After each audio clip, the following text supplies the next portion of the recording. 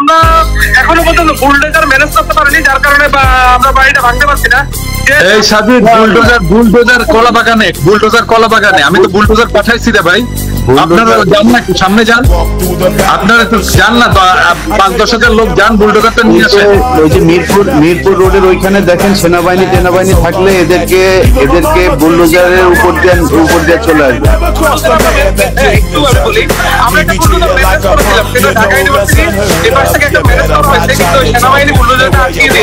সেনাবাহিনী আপনারা যান ওইখানে, সেনাবাহিনী কে?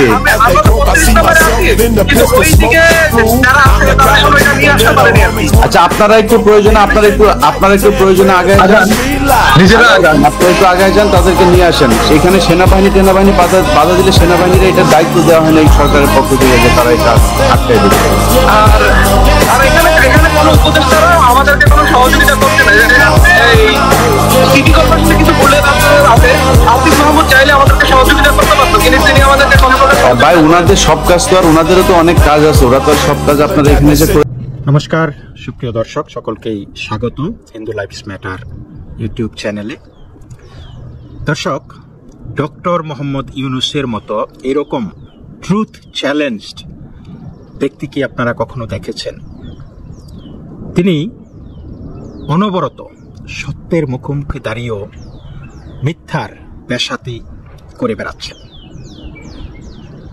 আপনারা এই মুহূর্তেই জানেন যে বাংলাদেশে এবং ভারতে টক অব দি টাউন হলো আমেরিকার জাতীয় গোয়েন্দা পরিচালক তুলসী গ্যাবার্ড বাংলাদেশ সম্পর্কে, বাংলাদেশের হিন্দু, বৌদ্ধ, খ্রিস্টান, ক্যাথলিকরা যেইভাবে নির্যাতনের শিকার হচ্ছে সেই নিয়ে বেশ বিস্ফোরক মন্তব্য করেছেন। আপনাদের বুঝতে হবে যে তুলসী গ্যাবার্ড একজন কংগ্রেস উইমেন বা তুলসী গ্যাবার্ড একজন ব্যক্তি হিসাবে এই কথাটি বলেননি। তিনি এই মুহূর্তে ভারত সফর করছেন তার পদের কারণে, এবং ভারতে একটা সিকিউরিটি কনফারেন্স হচ্ছে, সেইখানে 20টি দেশের ইন্টেলিজেন্স প্রধানরা আছেন, সেইখানে আছেন কোয়াড মেম্বাররা, আছেন অন্যান্য দেশের গোয়েন্দা প্রধানরা। সুতরাং তিনি নিশ্চিতভাবেই তাদের কাছে, যুক্তরাষ্ট্রের কাছে যে এই সমস্ত তথ্য উপাত্ত আছে তার পরিপ্রেক্ষিতেই কিন্তু মন্তব্য করেছেন। তিনি জানতেন একটা মন্তব্য করে বসবেন আর আপনারা বলবেন যে ও এগুলি মুখস্থ বিদ্যা তিনি বলে গেছেন, সেটা ঠিক না। অন্তত এই ঘটনাগুলির পরিপ্রেক্ষিতে, তুলসী গ্যাবার্ডের বক্তব্যের পরিপ্রেক্ষিতে বাংলাদেশ প্রতিবাদ জানিয়েছে। তারা সত্যকে স্বীকার করছে না, বরং বলছে যে হিন্দুদের ওপর আক্রমণ ধর্মীয় নয়, রাজনৈতিক। অর্থাৎ হিন্দুরা রাজনীতি করলেও আক্রমণের শিকার হতে পারে, তাই তো বোঝা যাচ্ছে, তাই না?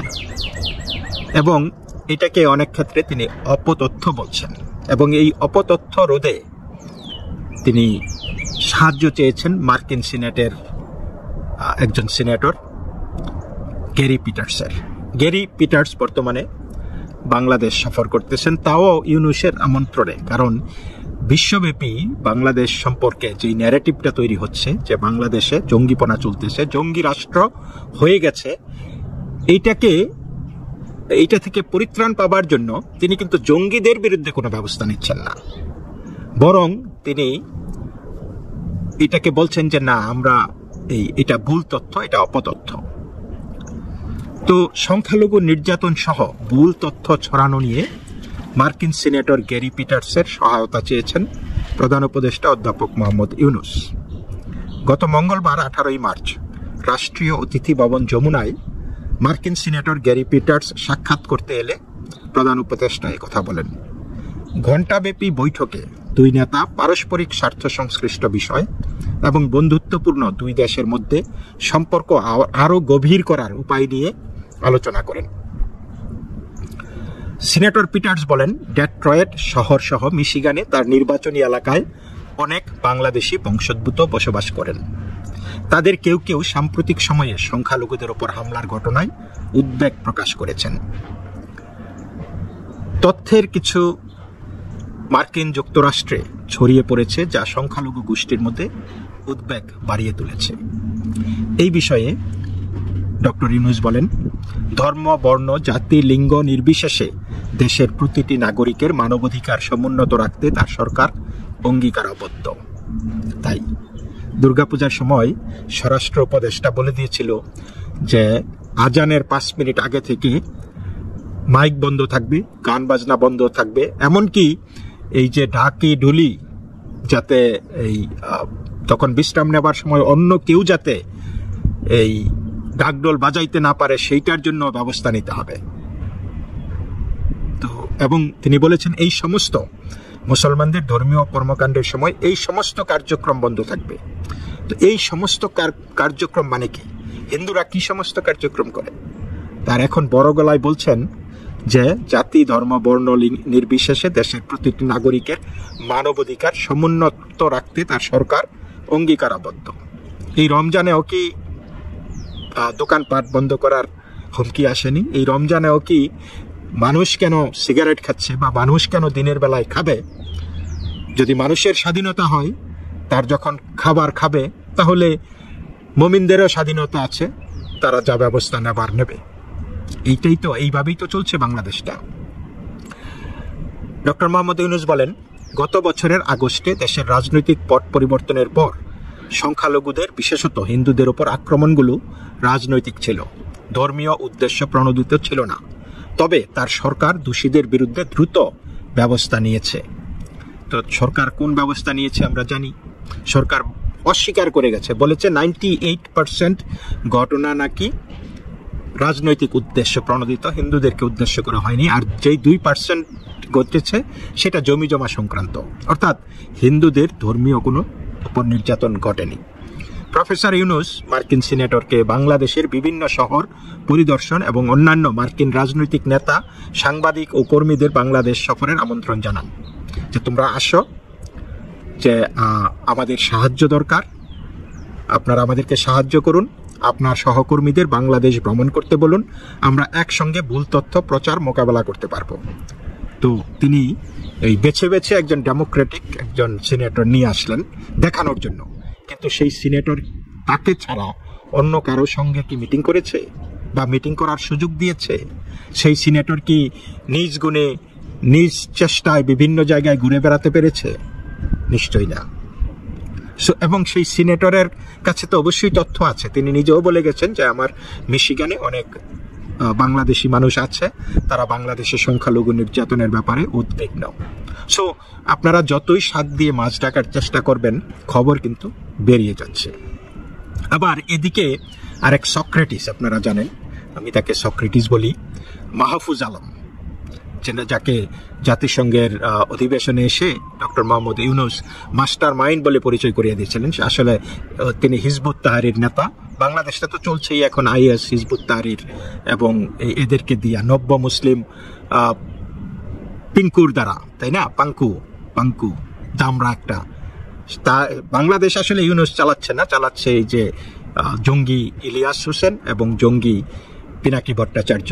তো যাই হোক, এবং সেই জঙ্গিদের মূল গডফাদার সেজেছে এখন ডক্টর মোহাম্মদ ইউনূস, এবং সাথে আছে এই যে হিজবুত তাহরির মাহফুজ আলম। তিনি বলেছেন, সাম্প্রদায়িক সহিংসতা প্রতিরোধে বাংলাদেশের দৃষ্টিভঙ্গি এই অঞ্চলের মডেল হইতে পারে। তো বাংলাদেশের দৃষ্টি এবং ভঙ্গিটা কি আমরা জেনে নেই যে কি রকম মডেল হইতে পারে। অর্থাৎ বাংলাদেশের সংখ্যালঘু পার্সেন্ট কত ছিল? 22 ছিল 1971 সালে, সেটা এখন 7-এ এসেছে, তাই না? দ্যাট ইজ এ মডেল, অবশ্যই মডেল। তাহলে আর সহিংসতা থাকবে না, আরো কম হইলে আরো সহিংসতা থাকবে না। 0% পাকিস্তানের মতো হয়ে গেলে তখন তো আর কোনো চিন্তাই নাই। অন্তর্বর্তী সরকারের তথ্য এবং সম্প্রচার উপদেষ্টা মোহাম্মদ মাহফুজ আলম বলেছেন, সাম্প্রদায়িক সহিংসতা প্রতিরোধে বাংলাদেশের দৃষ্টিভঙ্গি এই অঞ্চলের জন্য একটি মডেল হতে পারে। গত সোমবার দিবাগত রাতে নিজের ভেরিফাইড ফেসবুকে দেওয়া এক পোস্টে মাহফুজ আলম এই কথা বলেন। পোস্টে মাহফুজ আলম আরও লেখেন, এই অঞ্চলে ইসলাম বিদ্বেষ সহ সাম্প্রদায়িক সহিংসতা ও ধর্মীয় অসহিষ্ণুতার উত্থান দক্ষিণ এশিয়ার কোনো দেশের জন্য মঙ্গলজনক হবে না। সাম্প্রদায়িক সহিংসতা, ঘৃণা এবং মুসলমানদের প্রতি, বিশেষ মুসলিম নারী শিশুদের প্রতি ইসলাম বিদ্বেষী মনোভাব পুরা অঞ্চলের সম্প্রদায়গুলির মধ্যে উত্তেজনা সৃষ্টি করবে। বাংলাদেশে আবার ইসলাম বিদ্বেষ কিসের? আপনারা নিজেরা জোর জুলুম, হত্যা, খুন, ধর্ষণ, লুটপাট এগুলিতে লিপ্ত রয়েছেন। দেশটাকে জঙ্গি দেশে বানিয়ে ফেলেছেন, একটা শান্তিপূর্ণ, একটা উন্নয়নশীল দেশকে ধ্বংস করে ফেলেছেন। আর এখন আবার আপনারা বলতেছেন যে ইসলাম বিদ্বেষ চলতেছে নাকি দেশে। কারা ইসলাম বিদ্বেষ করতেছে? আপনারা সবসময়ই উদুর পিণ্ডি ভুদুর গাড়ে চাপাচ্ছেন এবং ভিকটিম কার্ডটা খেলার জন্য তারা এক্সপার্ট। তারা নাকি ভিকটিম। বাংলাদেশের ইসলামপন্থীরা কি ভিকটিম? আপনাদের মনে হয়? তারা তো সরকার চালাচ্ছে, তারা দেশ শাসন করতেছে এবং তারা যা চেয়েছে, যেইভাবে চেয়েছে, ইভেন শেখ হাসিনার সরকারও, যদিও তারা বলতেছে অসাম্প্রদায়িক সরকার, শেখ হাসিনার সরকারও তো মদিনা সনদে চলেছে। তাহলে এই যে ইসলাম বিদ্বেষটা কোন জায়গা থেকে এসেছে? এইটা হলো অমুসলিমদের ওপর নিপীড়ন, নির্যাতনকে জায়েজ করার জন্য এই ইসলাম বিদ্বেষকে একটা শো হিসাবে তারা দেখাচ্ছে যে না, আমরা নির্যাতিত হচ্ছি, আমরা ভিকটিম, আমাদের উপর ইসলামোফোবিয়া চলছে। ইসলামোফোবিয়া না, ইসলামকে ভয় পায় এই কারণে, বিকজ আপনারা ভয় পাওয়ার মতো কাজ করছেন। আর তো কেউ কোনো খুন খারাপিতে লিপ্ত না। আপনারা মসজিদেও বোমা মারেন। এই মসজিদে কি কোনো ইসলাম বিদ্বেষের কারণে হয়েছে? ইসলামকে অতিরিক্ত ভালোবাসার কারণে এগুলো হচ্ছে, তাই না? জুলাই পরবর্তী বাংলাদেশে সাম্প্রদায়িক সহিংসতা প্রতিরোধে আমরা কঠোর পদক্ষেপ নিয়েছি বলেছে মাহফুজ আলম। আমরা সহিংসতার ঘটনাগুলির খবরের সত্যতা যাচাই করেছি। সত্যতা যাচাই করেছেন, ভালো কথা। তারপরে কি রিপোর্টটা কি এসেছে? সব অসত্য। এটাই তো, সত্যতা যাচাই করেছেন কিন্তু বলে দিয়েছেন যে সব অসত্য। 98% রাজনৈতিক কারণে আর 2% জমি জমার কারণে। বাহ, এইটাই হলো আপনাদের কঠোর পদক্ষেপ, তাই না? তো তিনি বলেছেন যে বেশিরভাগ সহিংসতা সাম্প্রদায়িক কারণ নয়, বরং রাজনৈতিক প্রতিহিংসা থেকে সংগঠিত হয়েছিল। যখন সাম্প্রদায়িক ঘৃণা, সহিংসতা ও ইসলাম বিদ্বেষ রাষ্ট্রীয় মদদ, গণমাধ্যমের উস্কানি ও মব চালিত হয়ে ওঠে, তখন তা আঞ্চলিক স্থিতিশীলতার জন্য একটি গুরুতর হুমকি হয়ে দাঁড়ায়। একটি রাষ্ট্র তার নিজের নাগরিক ও মুসলিমদের সীমান্তের ওপারের ইসলাম বিদ্বেষী দৃষ্টিকোণ বা লেন্স থেকে দেখতে পারে না। ওই ইনিয়ে বিনিয়ে সব ভারতের দোষ আর কি। তো ভারত কিভাবে দেখতেছে, সেই ভারতের দৃষ্টিকোণের কারণে নাকি বাংলাদেশে মুসলমানরা নির্যাতিত হয়। তো সেই নির্যাতনটা কারা করতেছে? তোমরাই তো সেই নির্যাতনকারী, নির্যাতক। বাংলাদেশের একটি নতুন পথের প্রয়োজন, তিনি বলেছেন। আমাদের নিজেদের গঙ্গার উত্তর পশ্চিমের উপরের অংশে সীমাবদ্ধ রাখা উচিত নয়। আবার সেই এক্সপানশনিস্ট কথাবার্তা, আবার সেই ইসলামিক খেলাফতের কথাবার্তা, আবার সেই জিহাদের কথাবার্তা, আবার সেই গাজুয়াতুল হিন্দের কথাবার্তা, যে আমাদের বঙ্গোপসাগর ও ভাটির দক্ষিণ পূর্বাঞ্চলের দিকে নজর দেওয়া উচিত। আমাদের নিজেদেরকে গঙ্গার উত্তর পশ্চিমের উপরের অংশে সীমাবদ্ধ রাখা উচিত নয়, বরং আমাদের বঙ্গোপসাগর ও ভাটির দক্ষিণ পূর্বাঞ্চলের দিকেও নজর দেওয়া উচিত। বঙ্গোপসাগরকে কেন্দ্র করে একটি নতুন বন্দোবস্ত গড়ে ওঠা উচিত। অর্থাৎ কি বলতেছে? 7 সিস্টার্স, বঙ্গোপসাগরের এই ভাটির যে দক্ষিণ পূর্বাঞ্চলে, এই দিকে আমাদের নজর দেওয়া উচিত। এই মাহফুজ আলম কিন্তু একটা ম্যাপও প্রকাশ করে দিয়েছিল, আপনারা নিশ্চয়ই শুনেছেন, এর আগে দেখেছেন, এবং 2 ঘন্টা পর এটা তো সরাসরি 2 ঘন্টা পরে সেটা সরাই নিয়েছে। কিন্তু এখন তো আমরা দেখতেছি যে সরকারের থেকে, মানে এই সরকারের মাস্টার মাইন্ড বক্তব্য দিচ্ছে, তথ্য উপদেষ্টা বক্তব্য দিচ্ছে যে বঙ্গোপসাগরকে কেন্দ্র করে একটা নতুন বন্দোবস্ত গড়ে তোলা, অর্থাৎ 7 সিস্টার্স দখলে নেওয়া। ভারত কি সেই জিনিসগুলি আমলে নিচ্ছে বা জানে? সাম্প্রদায়িক সম্প্রীতি যেমনটা দারাশিকো, রাজা রামমোহন রায় ও কাজী নজরুল ইসলাম কল্পনা করেছিলেন, তা অবশ্যই জয়ী হবে। কাজী নজরুল ইসলাম তো শ্যামা সঙ্গীত রচনা করেছিলেন। আপনারা কি শ্যামা সঙ্গীত বাংলাদেশে বাঁচতে দেন? তাহলে এই সমস্ত উদ্ভট কথাবার্তা বলে, সস্তা, এই যে সক্রেটিসের মতো কথাবার্তা বলে জ্ঞান বিতরণ, এটার কি কোনো মানে আছে? রাজা রামমোহন রায় যেটা বলেছেন, দারাশিকো যেই রাজনীতি করেছেন, যেই সামাজিক সম্প্রীতির কথা বলেছেন, আপনারা কি সেই সম্প্রীতিতে বিশ্বাস করেন? আপনারা তো সেই মরুচারীর দস্যুবৃত্তিতে বিশ্বাস করেন। আপনারা তো তলোয়ার ডগায় আপনারা খেলাফত প্রতিষ্ঠার স্বপ্ন দেখেন। সেই মুখ দিয়ে আপনারা শুধু এই যে যখন দারাশিকো, রাজা রামমোহন রায়, কাজী নজরুলের কথা বলবেন, তখন এটা কিন্তু স্লোগান সর্বস্ব, মুখে মধু অন্তরে বিষ। যে কোনো ধর্মের নামে চরমপন্থা ও ইসলাম বিদ্বেষ এই অঞ্চলের সব সম্প্রদায়ের প্রত্যাখ্যান করা উচিত।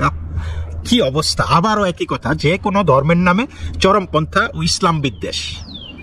ধর্মের নামে চরমপন্থা, ইসলাম বিদ্বেষ। চরমপন্থা তো আপনি নিজে, হিজবুত তাহরির, চরমপন্থা। আর আপনারা এই ইসলাম বিদ্বেষের কথা বলতেছেন। কারা বলে যে আমার ধর্ম সর্বশ্রেষ্ঠ ধর্ম, বাকিগুলি ফেক? কারা মূর্তি ভাঙ্গে, কারা মন্দিরে আক্রমণ করে, কারা মাজার ভাঙ্গে, কারা কাদিয়ানীদেরকে অমুসলিম বলে, আহমদিয়াদেরকে অমুসলিম বলে, কারা বলে এগুলা?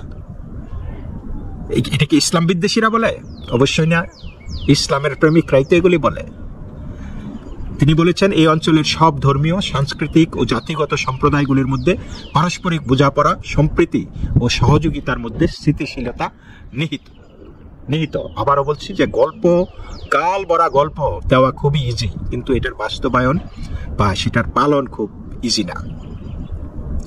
তারপরে আমরা দেখেছি আবার আরেকটা বক্তব্য এসেছে ইসলামী আন্দোলন থেকে, যুক্তরাষ্ট্রের গোয়েন্দা প্রধান তুলসী গ্যাবার্ডের এই বাংলাদেশ সম্পর্কে বক্তব্যের কারণে তারা বলেছে যে তিনি একগুচ্ছ মিথ্যা এবং দূরভিসন্ধিমূলক বক্তব্য দিয়ে ভারতকে খুশি করার অপচেষ্টা করেছেন।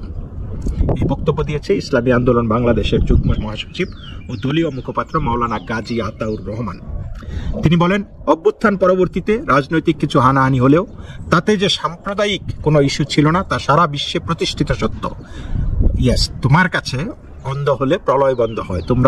তোমরা এবং তোমাদের এই নাস্তিক, এখন আবার টুপি পরে ডক্টর মোহাম্মদ ইউনূস, আপাদমস্তক এই নাস্তিক ব্যক্তি হযরত মুহাম্মদকে নিয়েও ঠাট্টা মশকরা করেছে ঢাকা, মানে পশ্চিমা বিভিন্ন সভা সমাবেশে। সেই লোক এখন টুপি পরা ঘুরে বেড়ায়, সেই লোক এখন টুপি পরা ইফতার পার্টিতে অংশ নেয়, এবং এই নানান কথা তিনি বললেই হলো, তিনি বললেই সারা বিশ্ব বিশ্বাস করে নেবে। তো এইটাই বলতেছে যে এটা নাকি সারা বিশ্বে প্রতিষ্ঠিত সত্য যে বাংলাদেশে কোনো সাম্প্রদায়িক আক্রমণ হয়নি। গত মঙ্গলবার 18 মার্চ গণমাধ্যমে পাঠানো এক বিবৃতিতে মাওলানা গাজী আতাউর রহমান এইসব কথা বলেছেন। বিবৃতিতে তিনি বলেন, তুলসী গ্যাবার্ড সাম্প্রদায়িকতা নিয়ে উদ্বেগ প্রকাশ করে বাংলাদেশ সম্পর্কে তার জ্ঞানের অপ্রতুলতার বহিঃপ্রকাশ করলেন। কি জ্ঞান ভান্ডার নিয়ে বসে আছে বাংলাদেশের মোল্লারা। দায়িত্বে নতুন হওয়ায় তথ্যের অভাবের কারণেও এটা হতে পারে, অথবা তার ভারতকে তুষ্ট করার প্রয়াসও হতে পারে। সভ্যতায় বাংলাদেশের দীর্ঘ ইতিহাস রয়েছে। ইসলাম এই ভূখণ্ডে হাজার বছর ধরে মানুষের আনন্দ ও মুক্তির প্রেরণা হিসাবে কাজ করেছে। ইসলাম এখানে শান্তি ও সম্প্রীতির উৎস। দায়িত্বে নতুন হওয়ায় তথ্যের অভাবের কারণে এটা হতে পারে।